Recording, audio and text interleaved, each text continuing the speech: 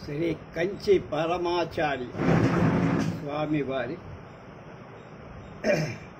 ఉపన్యాస లహరి అంబిక 10వ భాగం 3/6/24 అన్నపూర్ణ అమ్మవారి గురించి చెప్తున్నారు. మన దేశంలోనే కాదు, ప్రపంచంలో ఎక్కడ చూసినా కొరత అనేది పెరుగుతూనే ఉంది. మనం ఎన్నో యంత్రాలు తయారు చేసి ఉండవచ్చు, ఎన్నో కర్మాగారాలు నిర్మించి ఉండవచ్చు, కానీ పంటలు కాయగూరలు పండించడం మన చేతిలో లేదు. మిగతావన్నీ ఎంత సమృద్ధిగా ఉన్నా ధాన్యం పండితే కానీ కడుపు నిండదు, కరువు పోదు. ఇంజనీర్లు ఆనకట్టలు కట్టచ్చు, కానీ వర్షాన్ని కురిపించలేవు. కురిపించే ప్రయత్నం చేసిన ప్రజలందరూ జగన్మాత అన్నపూర్ణను మనస్ఫూర్తిగా ప్రార్థిస్తే ఉపశమనం లభిస్తుంది. ఆమెకు మాత్రమే మన పాపాలను తప్పులను క్షమించి మనలను పుష్కలమైన పాడి పంటలకు అనుగ్రహించే కరుణ ఉన్నది. మన కొరతలను తొలగించటానికి ఆమె మనకు భిక్ష ఇస్తుంది. మన ఆచార్యుల వారు అంటే శంకర భగవద్పాదు కాశీలో ఉన్నప్పుడు ఆమెపై ఒక స్తోత్రం రాశారు. ప్రతి శ్లోకం చివర భిక్షాందేహి కృపావలంబన కరి మాత అన్నపూర్ణేశ్వరి, కృపతో చేయూతనిచ్చే తల్లి అన్నపూర్ణేశ్వరి భిక్ష ప్రసాది దేహి ఇవ్వు. ఆచార్యుల వారి కోసమా ఈ ప్రార్థన? ఆయనకు భిక్ష ఎవడైనా తేలిగ్గానే ఇస్తారు. అది కాక ఆచార్యుల వారి దేహం గురించి చెందుతుందా? లేదు. మమత్వం లేని వారాయ్. నాకు నేను అనేది ఏమీ లేదు. ఒక కాపాలికుడు ఆయనతో నేను ఒక చక్రవర్తిని కానీ సన్యాసిని కానీ బలి ఇస్తే నాకు ఖాళీ దర్శనమవుతుందని చెప్పారు. వెంటనే ఆచార్యుల వారు నీకు సన్యాసి శిరస్సు కావాలంటే ఇదిగో ఇక్కడే ఉంది తీసుకో అని తన శిరస్సు చూపుతూ సిద్ధపడ్డారు. తర్వాత దైవ సంకల్పం వల్ల కథ వేరొక రకంగా సాగింది. ఆ కథ ఇప్పుడు అక్కర్లేదు. ఆచార్యుల వారికి అహంకారం లేదని చెప్పడానికి అది. దేహం ఎడ మమకారమే లేదు.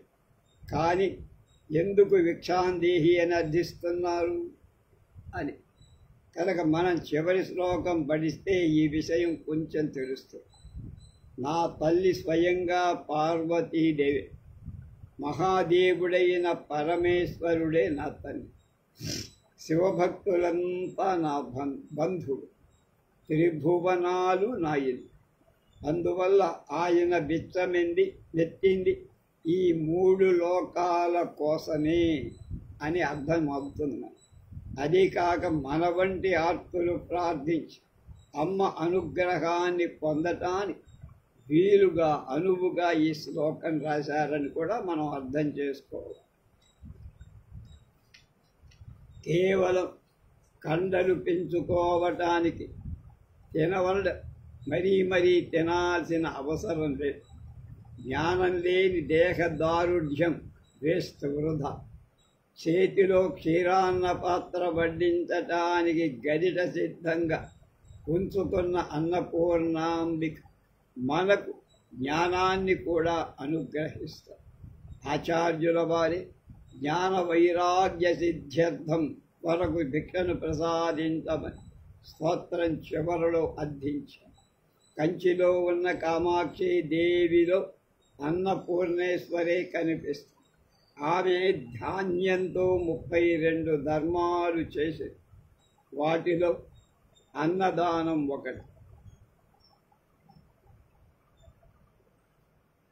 సుందరమూర్తి స్వామి కాంచీ సమీపంలో ఉన్న ఓనకాంతం అనే శివాలయంలో స్వామిని కామకొట్టంలో అన్నపూర్ణేశ్వరి కొలువై ఉండగా ఇంకా నీవు విత్తమెత్తుతావేమిటయ్యా అని ప్రశ్నిస్తాడు శివుడు.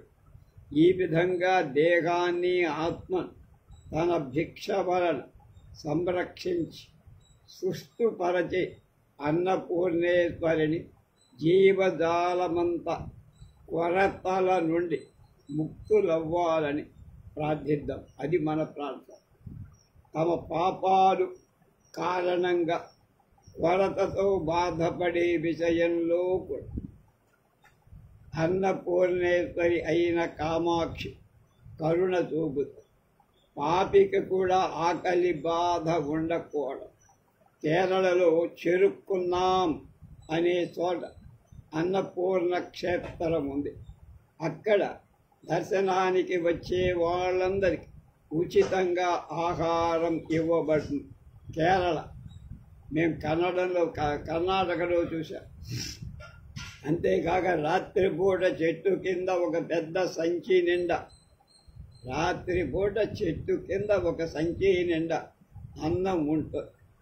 ఆ దారిపోయే దొంగలు కూడా ఆ అన్నం తిని క్షుధార్తిని ఆకలిని తీర్చుకోవాలనే అక్కడ ఉద్దేశం. అంతటి కరుణామూర్తి అయిన అంబిక ఉన్న ప్రపంచంలో ఎంత కొరత ఉన్నది అంటే మనం ఎంత పాపం చేశామో అర్థం చేసుకోమన్నాం.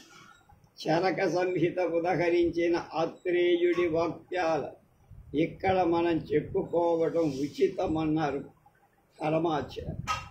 రాజులు అధర్మంగా పరిపాలిస్తే ప్రజలు దాన్ని అనుగమిస్తారు, అంటే అలాగే చేస్తారు. అలాగే అధర్మం ఈ విధంగా వ్యాప్తి చెందితే దేవతలు శిక్షిస్తారు. వెంటనే ఋతువులు కూడా ధర్మాలు మారిపోయి సరైన సమయంలో సరైన ప్రాంతాల్లో వర్షం కురవ, అతివృష్టి అనావృష్టులు అభివృద్ధి పొందుతాయి, రోగాలు పెరుగుతాయి. పంటలలో కూరగాయలలో ఉండతగిన సారం ఉండదు. దేశంలో ఆహార పదార్థాల కొరత ఏర్పడు, దొరికినవి కూడా సరిగా ఉండవు. కలుషితమైన వాతావరణం వల్ల రోగాలు కలుగుతాయి. కనుక సమస్య ఎక్కడుందో తెలిస్తే సమాధానాల కోసం ప్రయత్నించి అన్నపూర్ణ అన్న భిక్షతో పాటు జ్ఞాన భిక్ష కూడా ప్రసాదిస్తుంది. ఆమె శరీరమే జ్ఞానమని ఆచార్యుల వారు ఆమెను ఆ నుండి క్ష వరకు అక్షరాలతో ఏర్పడిన మంత్రమూర్తిగా అభివర్ణించారు. అది ఆదిక్షాంత సమస్త వర్ణనకరి. అటువంటి శరీరం కలది కనుక మనకు దేహంతో పాటు జ్ఞానం కూడా అభివృద్ధి చేసే భిక్ష ప్రసాదిస్తుంది. ఎటువంటి జ్ఞానం అది అమ్మ ఇచ్చేది? ఆచార్యుల వారి చివరి శ్లోకంలో చెప్పారు. ఈ స్థితిలో పరమేశ్వరుడే తండ్రిగా చూడబడతారు, సాక్షాత్తు అంబిక. అలాంటప్పుడు సమస్త జీవరాశులు మన సోదరులు కాకపోతారా? అవుతారు. కనుక 3 లోకాలు మన ఇల్లే అవుతుంది. అది సమైక్యత. 3 లోకాల సమైక్యత. పరాశక్తి అనే అమ్మ ఒకటి ఉన్నదనే భయభక్తులు ఉంటే విశ్వమానవ సౌభ్రాతృత్వం దానంతట తని సిద్ధిస్తుంది. దానికి ఉపన్యాసాలు, ప్రణాళికలు, ప్రచారం అవసరం లేదు. చరిత్రకు అందని కాలం నుండి ఇలాంటి సమైక్యత మన ఆచారంలో. అనవస ప్రచారాలు అక్కర్లా. కాశీయాత్ర చేస్తారు, ఔత్తరాహికులు రామేశ్వర యాత్ర చేస్తారు. మతపరమైన భావన మనమంతా ఒకే తల్లి బిడ్డలుగా జీవించాం. శాస్త్రాలన్నిటినీ సంస్కృత సామాన్య భాష కాబట్టి దేశపు నలుగు చెరగల దగ్గరం చేసింది, కలిపేసి. ప్రస్తుతం లౌకికవాదంతో మనం మతాన్ని వదిలే సంస్కృతులను నాశనం చేయటానికి అన్ని రకాలైన ప్రయత్నాలు మొదలుపెట్టి భాషా సమస్య కూడా రెండవది. భక్తి అని పెంపొందించబడితే ఆ రాష్ట్రం నా రాష్ట్రం, నా ప్రజలు అంటే ఎవడికి వాడు గిరిగీసుకోకుండా అనే సంకుచిత భావాలు పోతాయి.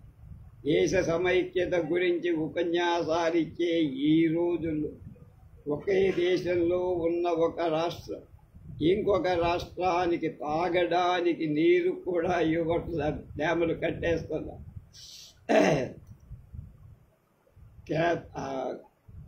కేరళ వాడు కర్ణాటక వాడు తమిళనాడుకి నీళ్ళు ఇవ్వట్టు. కావేరీ పూర్వకాలం జాతి భాషల కారణం క్రూరత్వం చూపబడిందని వాదిస్తారు. కానీ నిజానికి వివాదాలు మొదలైంది అప్పుడు లేవు. దీనికంతటికీ కారణం మతపరమైన భావన, భక్తి లోపించ. మనందరినీ కట్టి ఉంచింది మతం. భక్తి పోగానే సంఘంలో మనకున్న బంధం తెగిపో. దీనికంతటికీ విరుగుడు భక్తి మాత్రం. నిజమైన ఈశ్వర భక్తి ఆయన సంతానమైన జీవకోటి అంతటి మీద ప్రేమగా పరిణమిస్తుంది. ఆ తరువాత పరస్పర సహాయం తప్పితే వేరొక భావనం స్థానం ఉండదు, ఇంకొకటి ఉండదు భావం. తిరుమూల కేవల ప్రేమయే శివుడు అన్నారు. ఎక్కడెక్కడి కొటేషన్స్ ఆయన చెప్తున్నారు చూడండి, ఎంత మెమరీ పవర్. తాయమానవర్ అనేవారు జ్ఞానమే భగవంతుడు, ప్రేమే భగవంతుడు అని తిరుమూలవర్ అంటే తాయమానవర్ జ్ఞానమే భగవంతుడు అన్నారు. కనుక అన్నపూర్ణేశ్వరి మన అందరి అలాంటి ప్రేమ జ్ఞానాన్ని, ప్రేమయే జ్ఞానాన్ని, ప్రేమయే అయిన జ్ఞానం, ప్రేమతో కూడిన జ్ఞానం, ప్రేమ అయిన జ్ఞానాన్ని ప్రసాదించుగాక అని మనకి చెప్పు. అన్నపూర్ణే సదాపూర్ణే శంకర ప్రాణవల్లభే జ్ఞాన వైరాగ్య సిద్ధ్యర్థం భిక్షాందేహి చ పార్వతి అని కోరారు భగవత్పాద. సరస్వతీ దేవి గురించి ఇప్పుడు ఇంకొక చెప్తున్నా. సరస్వతీ పూజ శరదృతువులో వస్తుంది. శరత్కాలంలో వచ్చే ఈ నవరాత్రులను శరత్ నవరాత్రులు లేక శారదా నవరాత్రులని, శారదా సరస్వతీ దేవి పేర్లతో ఉంటుంది. కాశ్మీర దేశం పండితులకు ఆలవాలమై, వారిలో పండిత్ అనే కులం ఒకటి, కాశ్మీర్ పండితులు అంటారు. మోతీలాల్, జవహర్లాల్ నెహ్రూ ఈ పండిత వంశానికి చెందినవారు, కౌల్ వంశం వాళ్ళు. అలాగే సరస్వతీదేవి అక్కడ కాశ్మీర్లో పండిత సమూహాలు ఎక్కువగా ఉండటానికి కారణం అక్కడ వాగ్దేవి అయిన సరస్వతీదేవి ఎక్కువగా ఆరాధింపబడట. ఆ ప్రదేశంలో శారదా పీఠం అనే ఒక పీఠం ఉంది. అత్యున్నత గౌరవప్రదమైన పీఠం. భారతదేశంలోని మహాపండిత్ కాశ్మీరంలో ఉన్న ఆ పీఠంలో తమ విద్వత్తులు రుజువు చేసుకుంటే తమ పాండిత్యానికి సాఫల్యం అనుకుంటారు. అక్కడే రుజువు చేసుకోవాలి. ఎక్కడో కాశీలోనో ఇంకో చోట నవద్వీపంలో అక్కడ అమ్మవారి దగ్గర రుజువు చేసుకోవాలి. ఆ పీఠం అధిరోహించింది. మన కాంచీపురానికి తొండై మండలం అన్న పేరు ఉన్నట్లుగా ఆ ప్రాంతం కాశ్మీర మండలంగా పిలువబడి ఉత్తరాదిన ఉన్న మధురలు కృష్ణుడు జన్మనిత్తితే దక్షిణాది మధురలు మీనాక్షీదేవి అవతరించి, ఉత్తరాదిన పాటలీపుత్రం ఉన్నట్లే దక్షిణాన కూడా ఒక పాటలీపుత్రం ఉన్నది. ఉత్తరంలో కాశీ ఉన్నట్లు తిరునల్వేలి జిల్లాలో తెన్కాశీ అనేది ఉన్నది. ఈ విధంగా తొండై మండలం కంచి దక్షిణ కాశ్మీరం, తొండై మండలంలో ఉన్నటువంటి కంచి దాని దక్షిణ కాశ్మీరం అంటారు. అంటే జ్ఞానానికి ప్రసిద్ధం. మూక మహాకవి ఈ ప్రదేశం సరస్వతీదేవి అనుగ్రహంతో నిండి ఉందని అభివర్ణించారు. సారస్వత పురుషకార సామ్రాజ్ఞే, సారస్వత పురుషకార సామ్రాజ్ఞే అని వాగ్దేవిగా వచ్చిన కామాక్షిదేవి అనుగ్రహం వల్ల పుట్టుకతో చెవిటి మోగ అయిన మూకుడు అంటే మోక కవి, మూకుడు అంటే మోగగా ఉన్నవాడు మోక కవిగా మారిపోయాడు. మహాప్రభాగంతో 500 శ్లోకాలు, 5 రకాల శ్లోకాలు. కామాక్షి ఆలయంలో అష్టభుజి 8 భుజాలు కల సరస్వతీదేవి సన్నిధి ఉంది. ఆదిశంకరుల వారు విద్యాశాఖలన్నిటిలో తమ వైదుష్యాన్ని ప్రదర్శించి కాంచీపురంలో సర్వజ్ఞపీఠ అధిరోహణం చేశారు. కాంచీపురంలో స్థాపించిన మఠానికి వారు శారదా మఠం అనే పేరు పెట్టారు. ఇది కాంచీపురానికి సరస్వతీదేవి ఉన్న ప్రత్యేక సంబంధాన్ని ఖచ్చితంగా బాగా వివరంగా తెలియచేస్తుంది. చరిత్ర కందని కాలం నుండి కాంచీపురంలో ఘటిక స్థానాలనే పేరు పొంది విద్యాశాఖలు ఉండే. నలంద తక్షశిలకు లాగానే ఈ ఘటికా స్థానాలు విశ్వవిద్యాలయాలంతట పెద్ద. తిరువల్లం శాసనంలో 7,000 ఘటిక ప్రశంసలు, 7,000 యూనివర్సిటీలు ఉన్నట్టుగా చెప్పబడి కనుక దీని నుండి అప్పుడు కాంచీపురంలో 7,000 మంది విద్యార్థులు చదువుతూ ఉండేవాళ్ళని అర్థం చేసుకోవాలి. మైసూర్ రాజ్యంలోని షిమోగా జిల్లాలో షికార్పూర్ అనే ఒక ప్రదేశం, అక్కడ ప్రణవేశ్వర స్వామి గుడిలో, ప్రణవేశ్వర స్వామి ప్రణవం అంటే వంక, గుడిలో పురాతన శాసనం ఒకటి ఉంది. దానిలో 4వ శతాబ్దంతో కర్ణాటక ప్రాంతాలను పాలించిన 4వ శతాబ్దంలో మయూరవర్మ తన గురువు వీరవశర్మతో కలిసి పల్లవేంద్రపురి, వాళ్ళు చెప్పే కాంచీలోని ఘటికలో చదువుకున్నాడని చెక్కబడి కనుక కాంచీ కూడా ఒక ఘటకమే. ఆర్కోణం మండలం అరక్కోణం వద్ద వేలూరు పాళెల్లో ఒక సంస్కృత శాసనం ప్రపంచ ప్రసిద్ధి పొంది కైలాసనాథ దేవాలయం రాజసింహవర్మ అని పిలువబడి నరసింహవర్మ చేత కట్టింపబడిందని చెబుతారు. ఈ విషయం చెప్పబోయే ముందు ఆ శాసనం ఇంకొక ముఖ్య సమాచారాన్ని మనకి అందిస్తుంది. నరసింహవర్మ అతి పురాతనమైన ఘటికను ఒకదానిని మళ్ళీ ప్రతిష్ఠ చేశారు. పునఃప్రతిష్ఠ అంటే ఏదో కాలవశంలో అది ఆగిపోతేనో ఏదో ప్రతిష్టారు. కంచి అవధులు లేని విద్య కంచి అవధులు లేని విద్య కలదిగా అప్పర్ స్వామి కూడా చెబుతారు. మూక పంచదశిలో ఒక శ్లోకం కామాక్షీదేవిని సరస్వతిగా అభివర్ణిస్తారు. విమలపటి కమలకుటి పుస్తక రుద్రాక్షహస్త శస్త్రపుటి కామాక్షి పక్ష్మలాక్షి కలిత విపంచి విభాసి వైరించి. ఇవన్నీ మనక అవధాని నర్సుడు ఆయన చాలా చక్కగా గానం చేసి రికార్డులు ఇచ్చారు.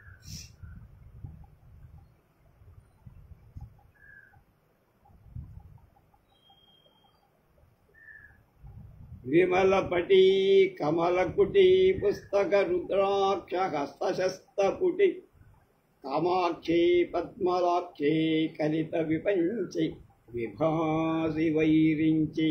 విరంచి భార్య వైరించి కనుక కమల విమలపటి అంటే అచ్చమైన తెల్ల చీర మాడుగుల నాగభూషణ్ శర్మ ఆయన ఇవన్నీ చదివాడు. మంచు కట్టబడిన పర్వతాలలో కాశ్మీరమంతా సరస్వతిలాగా కనిపిస్తుంది. శరత్కాలపు ప్రత్యేకత కూడా అది.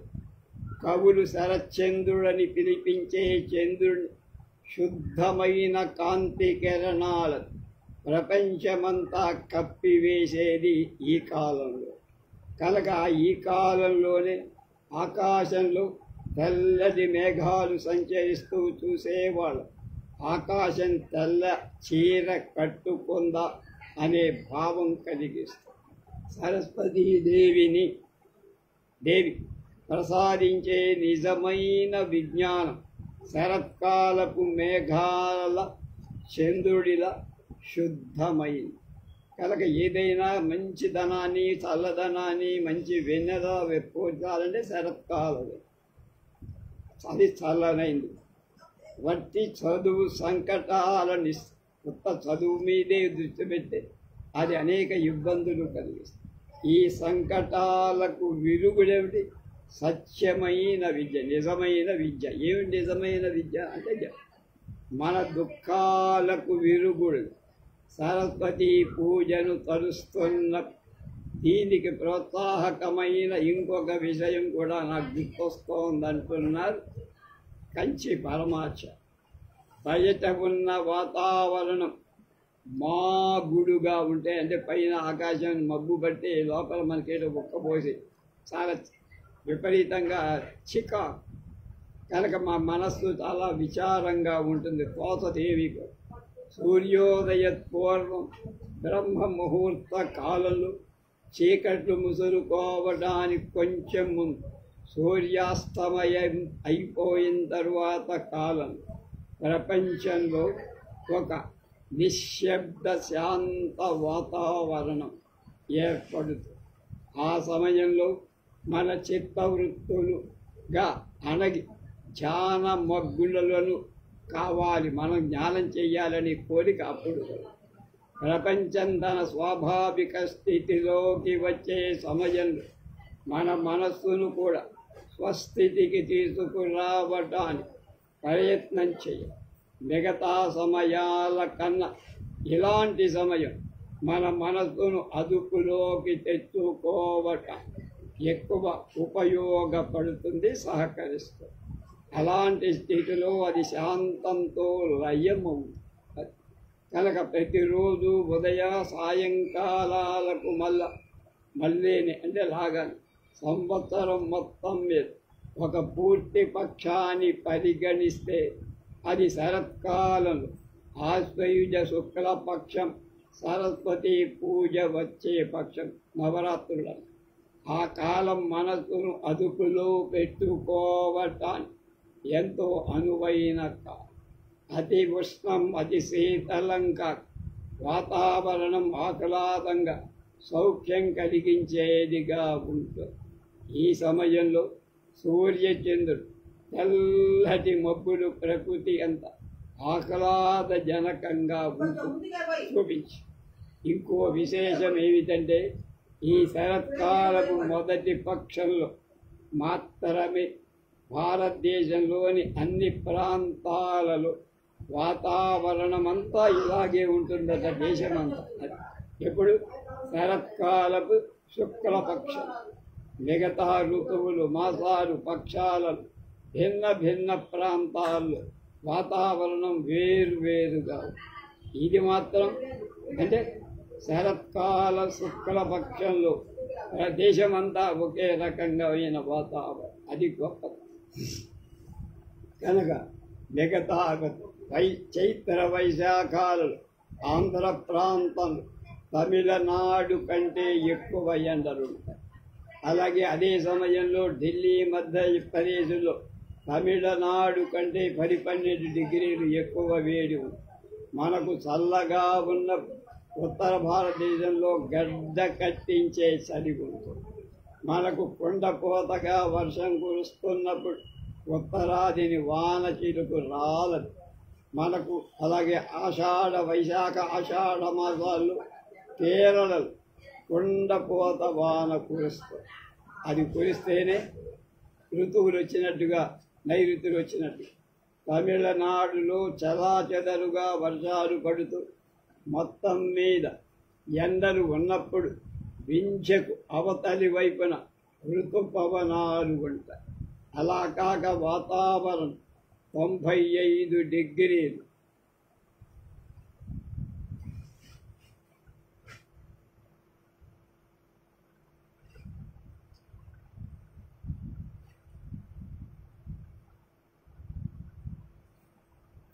డిగ్రీలు ఎక్కువ వేడి లేకుండా 75 డిగ్రీలకు తక్కువ కాకుండా ఆహ్లాదకంగా ఉండే కాలం ఈ శరత్కాల పూర్వపక్షం అంటే శుక్లపక్షం. కనుక గరిష్ట కనిష్ట ఉష్ణోగ్రత దరిదాపు దేశమంతా ఆ కాలంలో ఒకే రకంగా ఉంది. ప్రాంతాలను అనుసరించి మహా అయితే తేడా 8 నుంచి 10 డిగ్రీలు ఉంటే ఉండొచ్చు. ఆ సమయంలో భారతీయులమందరం వాతావరణ పరంగా విడిపోకుండా ద్వైతం లేకుండా ఒకే పరిస్థితిలో ఉంటాం. ఎంత చక్కని ఆలోచన తీసుకొచ్చారు. జ్ఞానం చేత ద్వైత స్థితిని నాశనం చేసి విద్యాధిదేవత వ్యక్తిత్వం వలనే వాతావరణం కూడా విమలంగా స్వచ్ఛంగా ఉంటుంది.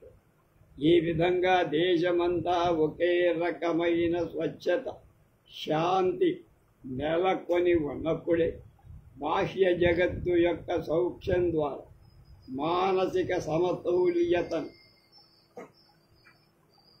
పొందటానికి పరిస్థితి బ్యాలెన్స్ అన్నమాట. ఈకలాజికల్ బ్యాలెన్స్ అనువుగా ఉంది.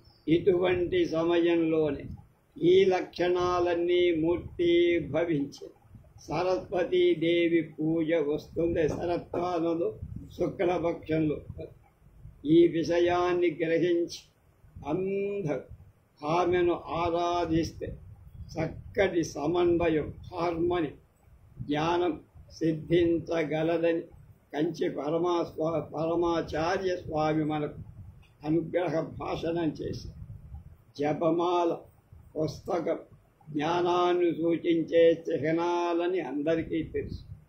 వీటిని 2 జ్ఞానమూర్తుల చేతుల్లో మనం చూడగలం. వారు దక్షిణామూర్తి సరస్వతి. ఇందాకటి శ్లోకంలో పుస్తక రుద్రాక్ష హస్తశస్తపుటి అని చెప్పుకున్నాం. పుస్తకం విద్యకు చిహ్నం. మనం విద్య అంటే కేవలం చదువుగా అనుకొని ప్రస్తుత విద్యా విధానాన్ని పరిగణిస్తే అంటే బీటెక్ పాస్ అవడము, ఎంబీబీఎస్ పాస్ అవడము, ఎంఎస్ చేయడము, లేకపోతే ఎంబీఏ చేయడము, ఇలాంటివి జ్ఞానం తేడాలుగా భిన్నాలుగా పూర్వకాలపు విద్యా విధానంలో విద్య అంటే జ్ఞానమే. ఎడ్యుకేషన్ ఈజ్ విజ్డమ్ ఒకప్పుడు. కనుక మరొకటి నాలెడ్జ్ కాదు, విజ్డమ్. అన్ని విద్యలకు ఆ కాలంలో ఒకటే గమ్యం, పరమాత్మను చేరడం. అంతే. తిరువళ్ళువర్ అనే మహాజ్ఞాన కవి పరమేశ్వర పాద పద్మారాధన చేర్చని విద్య వల్ల ప్రయోజనం ఏమిటి అన్నారు మన వేమన మొదలైన వాళ్ళు కూడా. అలాగే పోతాం. పూర్వకాలంలో విద్య యొక్క ప్రయోజనం అహంకారాన్ని నాశనం చేసి పరమాత్మను పొందటానికి తగిన జ్ఞానాన్ని ప్రసాదించడం. నేను విద్వాంసుడని విషయమే అహంకారానికి. నేను బాగా చదువుకున్నా, నేను బాగా శ్రీమంతుణ్ణి అనేది ఉంటే అదే అహంకారం. కనుక అందువల్లనే మన పెద్దలు విద్యను వినయంతో చేర్చి చెప్పేవారు. విద్యా వినయ సంపన్న అన్నారు. వినయంతో కూడిన విద్య చాలా అవసరం. అంతేగాని గంటకొక పైసమా షర్టు కోటు మార్చి తలభాగాలు పెట్టి ఆ దేవుడి గుడికి వెళ్ళి ఈ దేవుడి గుడికి వెళ్ళి ధ్యాన సమాజంలో మని జనాన్ని మోసం చేస్తే అది విద్య కాదు, ప్రదర్శన అవుతుంది. గారడీ వాడు చేసే పని. ఆ రోజుల్లో విద్య కేవలం భౌతిక ప్రయోజనాలను ఉద్దేశించింది. ఇవాళ ఈ రోజు ఆ రోజు మనం విజ్ఞాన శాస్త్రం మొదలుగా అనేక విద్యలను ఎంతో తెలివిగా పాపాలు మోసాలు చేసి ఇతరులకు పట్టుబడకుండా డబ్బు పెట్టి కొనటమేగా ఇవాళ విద్య చదువు కొనటం కానీ కొనటం చదువుకోవటం కాదు. అది కనుక ఉపయోగించుకుంటాం. పైగా అది మనకు గర్వకారణం. కాలరెగరేస్తాం. ఈ కాలంలో చదువుకునే చదువులు జ్ఞానంగా పరిగణిస్తే మోక్షమంటే అజ్ఞానమని చెప్పాలి. అలా చెప్పడానికి నేనేమి వెనుకాడను అంటున్నారు పరమాచార్య. నేను జ్ఞానమంటే మోక్షమే అని చెప్పే అద్వైత పరంపరకు నేను ప్రతినిధి, శంకరాచార్యుల వారి ప్రతినిధి నేను అన్నారు కంచి పరమాచార్య. కానీ వైజ్ఞానికంగా ముందంజ వేసిన దేశాలలో జరిగే తప్పుడు పనులు చూస్తుంటే ఏ చదువు లేక అజ్ఞానులుగా చెప్పబడి అరణ్యవాసు గిరిజనులు ఎంతో నయమనిపిస్తుంది. వాడు ప్రకృతిని కాపాడుకుంటారు, ఆరాధిస్తారు, ఆ దేవతల్ని పూజిస్తారు. వాళ్ళకి పాప భీతి ఉంది, నిర్మలమైన మనస్సు ఉంది, కమ్మని భక్తి. ప్రస్తుత కాలపు విద్యా విధానాన్ని చూసి అంతర్లీనంగా ఆధ్యాత్మికను ప్రోధి చేసి మన శాస్త్రాలు కళలు విద్యలను తక్కువగా అంచనా వేస్తున్నాను అనుకుంటున్నారేమో. అలా భావించదు. మన దేశంలో విద్యలు అహంకారాన్ని కరిగించేయటానికి, ఆధ్యాత్మిక ఔన్నత్యాన్ని పెంపొందింప చేయటానికి, ప్రపంచ శ్రేయస్సు అభివృద్ధి పరచబడ్డ ఇప్పటికీ ఆధునిక విజ్ఞానాన్ని ఉపయోగించి ప్రపంచానికి ఎంతో మేలు చేసి ఉండొచ్చు, కాదంటారు. మన తెలివితేటలు మంచి మార్గం అభివృద్ధి పరుచుకోవాలి. అణుశాస్త్రమే తీసుకోండి, అది పంచభూతాల మూల శక్తి ఒకటే అని నిర్ధారించింది కదా ఐన్స్టీన్ లాంటి వాళ్ళందరి చేత. అది మనల అద్వైత తత్వం వైపుకే నడిపిస్తోందంట నేను అంటున్నారు పరమాచార్య.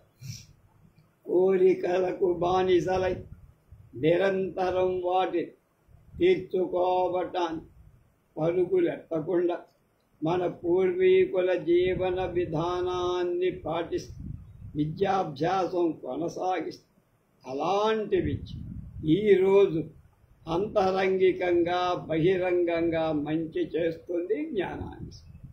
మనం ఏదైనా రోగానికి మందు వేసుకునేటప్పుడు పథ్యం తీసుకుంటాం, ఆహార నియమం పాటిస్తాం. విద్య మందు అయితే వినయం పథ్యంలా, విద్య మందు అయితే వినయం పథ్యం లాంటిది. పథ్యం కనుక పాటించకపోతే రోగాలు ప్రకోపిస్తాయి. అప్పుడు అట్టి ఆహార నియమం, ఇప్పుడు ఇలాంటి ఆహార నియమం లేకపోవడం, మందు మనం ఎన్ని వేసుకున్నా పనిచేయలేదని ఒక్కొక్కసారి వికటించడం, అంటే దానివల్ల చెడు ప్రభావాలు కలుగు. వినయంతో కూడిన విద్య అమృతమయమైన జ్ఞానాన్ని ఇస్తుంది. సరస్వతి దక్షిణామూర్తి విద్యాధిదేవతలుగా పరిగణింపబడుతారు. సరస్వతి సకల కళారూపిణి, సర్వ విద్యాస్వరూపిణి. వేదాలు దక్షిణామూర్తిని సకల విద్యా ప్రభువుగా కొనియాడాయి. నిష్క్రియుడై మౌనంగా జ్ఞానస్థితిలో ఉండే దక్షిణామూర్తిని మేధా దక్షిణామూర్తిగా, అపూర్వమైన మేధా సంపత్తిని, వాగ్వైభవాన్ని, విద్యను ప్రసాదించగల వీళ్ళు. అంటే ఈ మేధా దక్షిణామూర్తి గారి ఎదుట కూతుకుంటే సనక సనందనాదులకు కూడా ఆయనేం బోధ చెయ్యాల, వీళ్ళేం వెళ్ళ, అలా కూతున్నారు మౌనంగా. ఆయన కూర్చున్నాడు, వీళ్ళు వచ్చేసింది వాళ్ళకి ఆయన దగ్గర ఉండే జ్ఞానం అంతా. అందుకనే గొప్ప విజ్ఞానవంతులు ఎవరంటే సనక సనక. దీనికి చంద్రకళ అంటారు. అలాగే కాదు, సరస్వతి దక్షిణామూర్తి ఇద్దరు అక్షమాల పుస్తకంతో పాటు తలపై శుక్ల తదియ నాడు 3వ రోజైన శుక్లపక్షంలో చంద్రరేఖను కొద్దిగానే ఉంటుంది ధరిస్తుంది.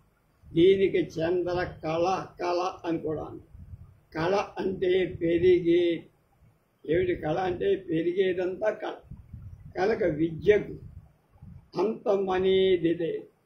సరస్వతీదేవి ఎంతో వినయంతో ప్రపంచమంతటా చదువు ఉండగా తాను చదివింది ఓ గుప్పడి మాత్రమే అని ఆమె తలపోస్తుంది. నాకేదో చదువు అంతా వచ్చింది, చదువుల సరస్వతి నేను అనుకుంటున్నాను, నాకు వచ్చింది ఇంత కూడా ఉండదురా అబ్బాయి అని తలపైనున్న శుక్ల చర్య చంద్రుడు పూర్ణచంద్రుడు అవ్వ.